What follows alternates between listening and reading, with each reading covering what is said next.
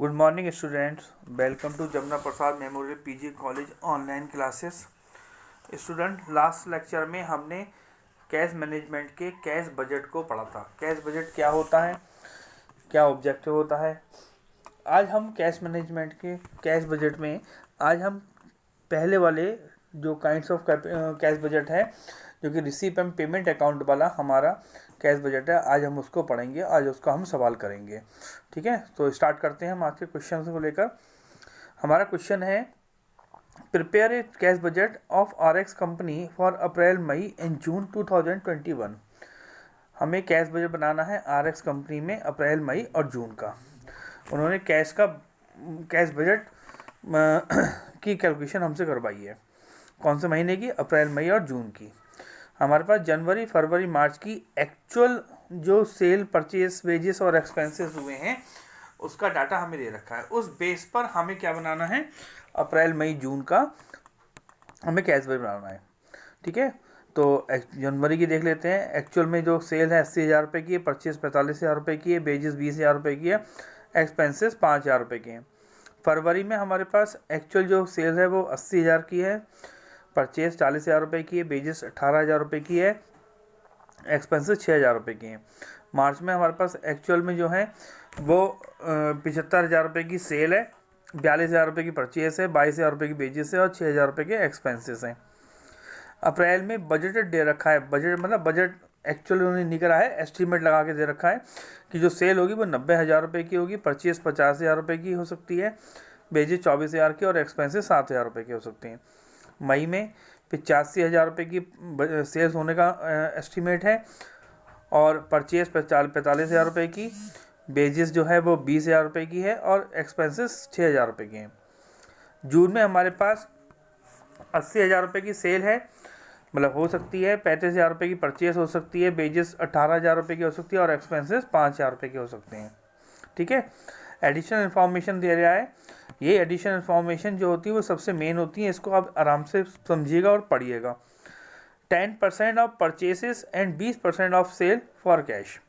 कह रहा है जितना भी एस्टीमेट लगाया गया है, तो जो सेल परचेस है वो 10 पर, जितनी परचेस होती है उसकी नगद जो होती है वो 10% होती है। मतलब अगर 90,000 रुपये की आपने परचेस करी है तो उसमें 10% आपने नगद करी होगी, यानी 9,000 रुपये की, और 90% यानी 81,000 रुपये की उधार करी होगी। 20% of the sale for cash,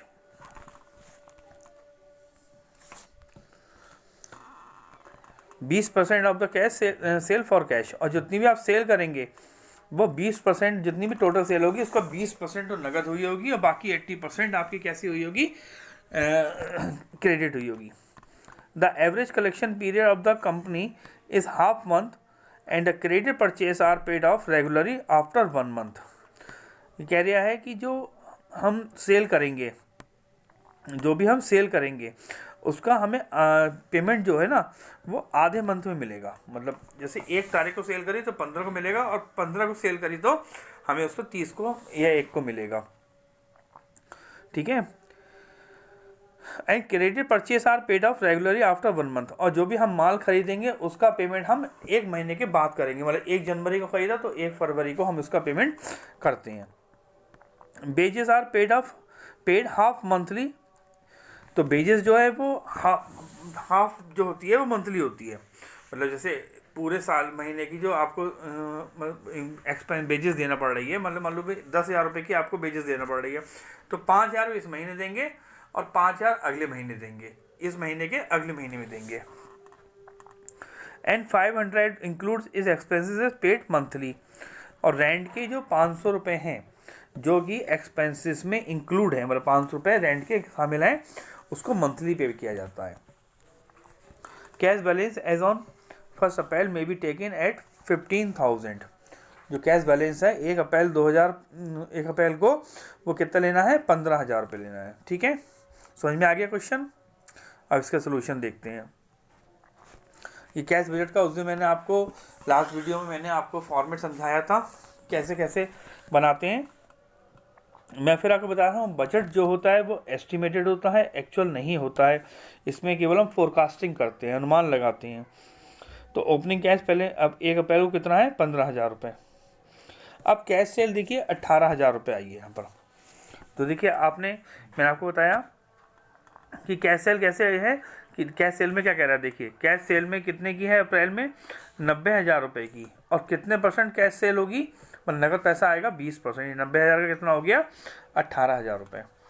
collection from debtors, वो कह रहा है कलेक्शन फॉर डेप्टर्स के लिए क्या कह रहा है, कलेक्शन कह रहा है हाफ मंथ, ठीक है, half month and the credit purchase is after 1 month, मतलब आधे मिलेगा। तो देखो अप्रैल में किसका मिला होगा, देखिए अप्रैल में आपने 75,000 रुपये, मार्च में आपने 75,000 रुपये की सेल करी है। अब 75,000 का 20% आपको नगद मिल गया होगा, तो 80% आपकी क्या हुई होगी, उधार सेल हुई होगी, ठीक है। अब ये देख लेते हैं यहाँ पर हम, यहाँ मैंने कलेक्शन फॉर डेप्टर्स का आपको शो किया है, इसको आप देख लीजिए, कैलकुलेशन देख लीजिए।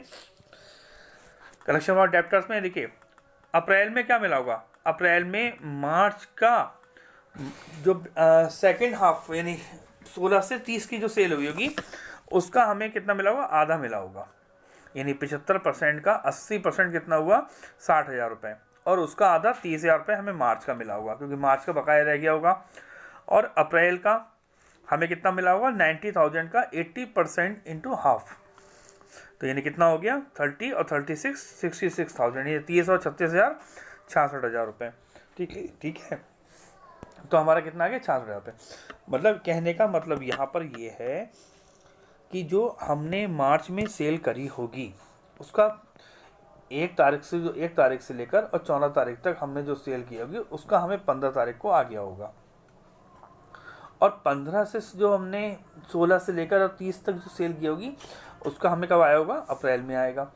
तो अप्रैल का तो वो आ गया, और अप्रैल में ही अप्रैल की सेल का भी क्या हुआ, हमें 80% जो हमारी सेल हुई है कैश क्रेडिट सेल हुई थी उसका हमारा क्या आ गया होगा, हाफ, यानी हाफ हमारे पास यहाँ आ गया होगा।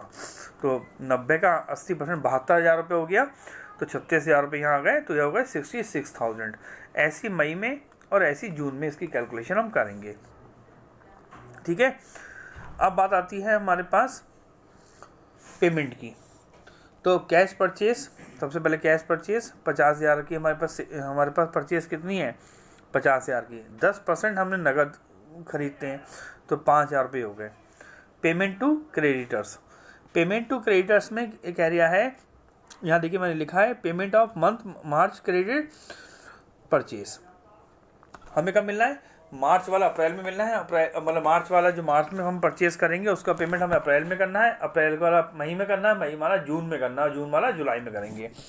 तो हमने कितनी नकद सेल करी होगी, देखो परचेज करी होगी हमारे पास मार्च में 42,000 की परचेज थी, और 42,000 का 90% हमारे पास हो गया 37,800 रुपये। 10% हम नकद खरीदते हैं, 90% उधार खरीदते हैं, तो जो 90% हमने मार्च में उधार खरीदा होगा उसका पेमेंट हम काय में करेंगे, अप्रैल में करेंगे। बेजिस, अब बेजिस के लिए देखिए, बेजिस के लिए कह रहा है आधा तो इस महीने मिलेगा, जैसे मार्च की जो है आधी तो मार्च में मिलेगी और आधी अप्रैल में मिलेगी।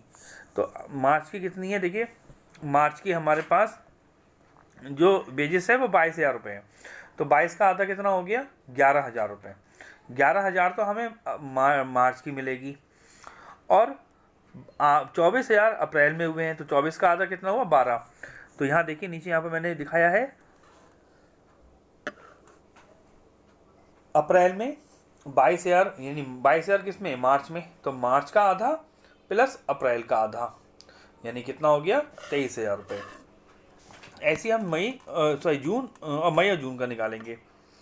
फिर रेंट कह रहा है कि जो एक्सपेंसेस दे रखे हैं हमारे पास 7,000 रुपये के, 6,000 रुपये के और 5,000 रुपये के, उसमें रेंट के तो हम 500 रुपये हर महीने देंगे, तो रेंट के हर महीने 500 रुपये जाएंगे।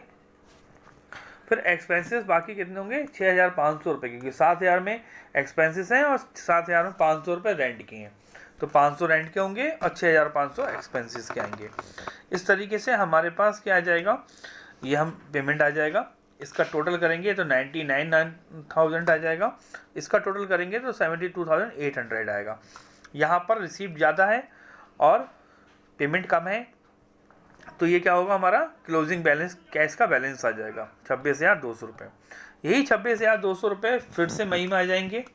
ऐसी मई की कैलकुलेशन करेंगे, ऐसी हम जून की कैलकुलेशन करेंगे। यहाँ पर रह गया है, यहाँ पर इसका आपको 1,17,700 में से 68,000 माइनस करके दिखानी है।